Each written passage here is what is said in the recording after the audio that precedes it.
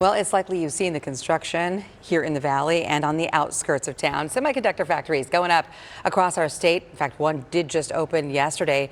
But as it turns out, there's actually a shortage of engineers qualified to do these jobs. Jamie, you're taking a closer look at this booming industry across the state, and then we got to fill all of those jobs as well. Right. So the buildings are there. Now we need the people to fill them. And the thing about these positions is they're actually very specifically qualified. So you need to have very specific qualifications to work in these plants.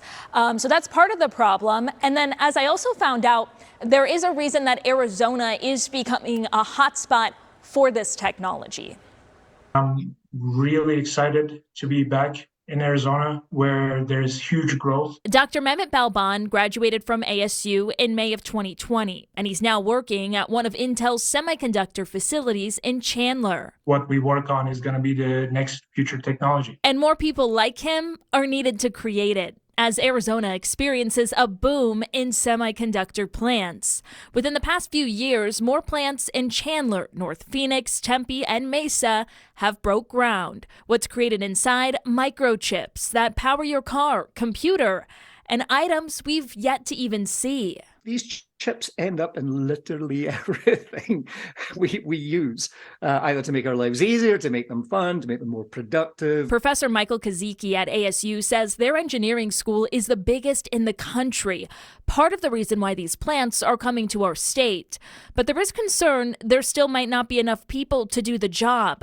According to the U.S. Bureau of Labor Statistics, from 2016 to 2024, there will be a shortfall of about 6 million engineers. We're short of talented engineers in this space. Another reason you're seeing more of these plants is because Congress passed the CHIPS Act last year after COVID exposed the U.S.'s reliance on other countries for this technology and the supply chain problems that ensued. Kozicki hopes the renewed focus will get the younger generation excited about the field. I'm really hoping that's going to have a profound effect at bringing microelectronics and microelectronic engineering, if you like, up to the level of, all these other exciting professions. ASU graduates about 100 engineering students a year. You can make a six-figure salary as you head into these jobs. And Kazicki also wanted to mention that a lot of these jobs can be done with an associate's degree through community college, not just at the university level. So definitely something to look into if your child's interested in math or science. Justin.